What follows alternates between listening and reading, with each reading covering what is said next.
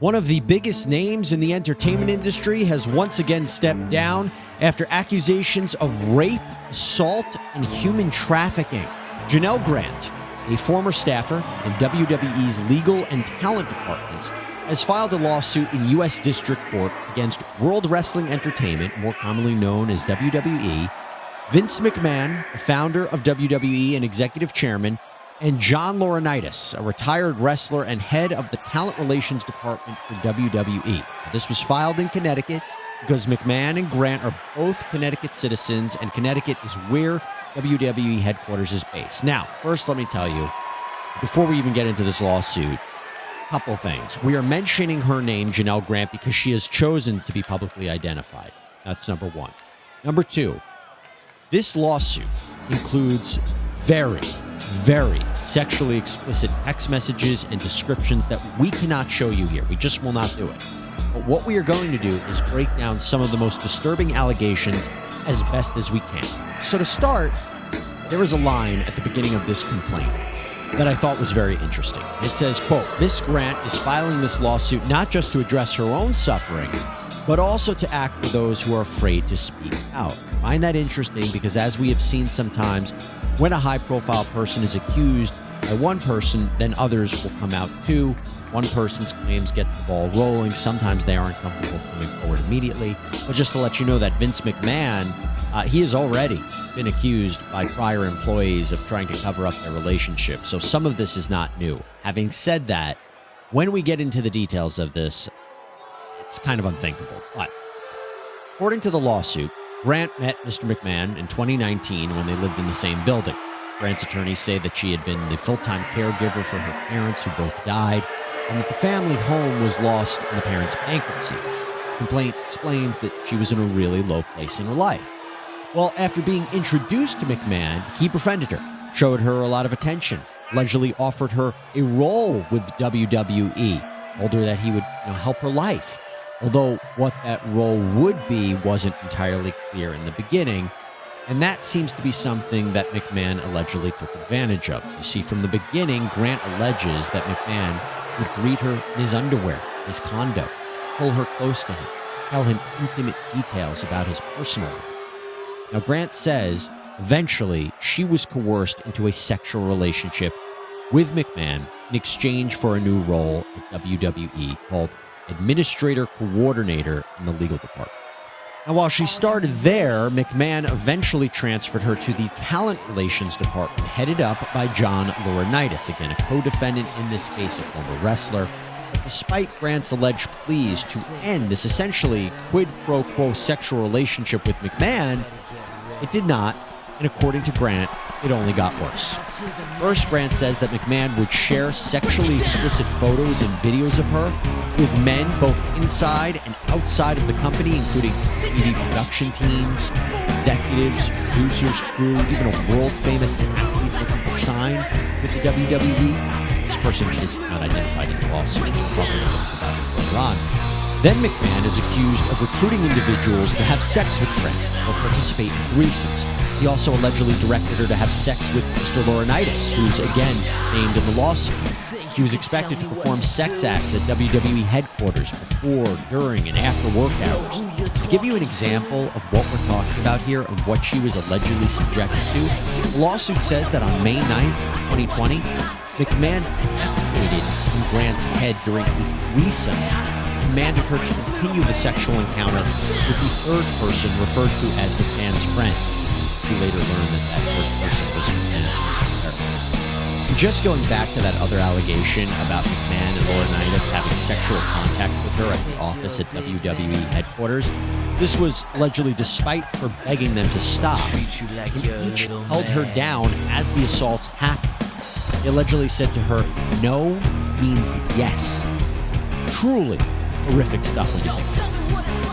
Lawsuit just describes these multiple sexual encounters between Grant and McMahon, which Grant says were not consensual. She claims that he assaulted her multiple times with sex toys named after male wrestlers.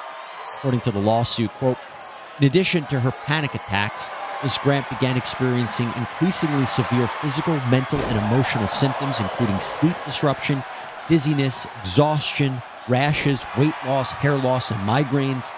November 2019, Miss Grant informed Mr. McMahon that her doctor suggested that her symptoms stemmed from trauma and ongoing stress. McMahon mocked her, quote, emotional trauma, my ass. Before we get into this story with Mr. McMahon, who has now been replaced Satan on the all-time hit list of people who want to burn him in hot boiling oil. And well-deserved, allegedly. Do we have to say allegedly at this point? I guess it still hadn't been adjudicated. Jerry McDivitt's still on the payroll. We have to say allegedly. No, Jerry McDivitt, unless he's discovered the fountain of youth, he's not going to live long enough to get Vince McMahon out of any of this shit. And I'm betting you he's got his telephone disconnected. He's clipped the fucking cord. But at any rate, whether it's alleged or not, Vince has so much heat. You and I got some of his fucking heat. And I will tell the people what happened, because the other day we had just finished. We were still on headset with each other, talking. Had finished recording one of the 18 shows we do every week. When suddenly the Wall Street Journal headline popped up on your computer, and we were still going, and we said, we'll do a breaking news for the YouTube people. What the fuck's going on here? Vince is getting sued again. And as we read this, I don't know what to say to you folks, otherwise than, goddamn it, if you can read in the Wall Street Journal that an internationally famous billionaire that you once worked for is being hauled into court and sued for, among other things, shitting on somebody's head, you're gonna fucking laugh. And potentially at that point, the whole thing becomes a fucking rib. So I apologize for my first blush, but here's another thing. As we've come to find out more details, because a lot of people, by the time that they listen to this thing, the comments on either Twitter or the YouTube channel, there's some fucking people, again, on this issue that are just goddamn with a lack of taste on a variety of points, that were blaming this girl, this young lady, because I think that's, in addition to the people that were hot at us, and we're saying we're the worst human beings in the world because we were laughing at and making mockery of this thing after they'd read the complaint, because now the complaint is out in public. But there's also people that, unfortunately, they see this shit on television, and they figure, well, this is another one of the cases of the Hollywood producer getting his girlfriend a part in a fucking movie. Or, fucking pushing her to goddamn the moon on the stage or whatever the fuck.